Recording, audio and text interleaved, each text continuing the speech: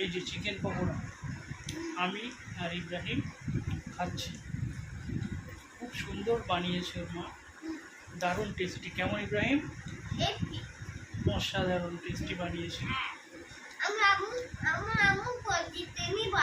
ওর আম্মু প্রতিদিনই কিন্তু বানায়, তোমরা নিজের চোখে দেখলে এবং শুনলে ওর মুখ থেকে। তো তোমরাও আমাদের সঙ্গে অংশগ্রহণ করবে কোনো একদিন কোনো এক সময়। ততক্ষণে টাটা। ইব্রাহিম কি বলবে তুমি? ইব্রাহিম আর কিছু বলবে না। ওর এই চিকেন পকোড়া খুবই ভালো লাগে। ও বলছিল মাকে, আমি যখন পড়াতে এসেছিলাম তখন বলছিল মা যে আমাদের জন্য চিকেন পকোড়া করো। ওর মা বলেছিল হ্যাঁ করছি। তো অনেকগুলোই বানিয়েছে, আমাদের দিয়েছে 1 প্লেট, আমরা এখন খেয়েছি। আর ইব্রাহিমকে আর একটু পড়াবো। তো টাটা।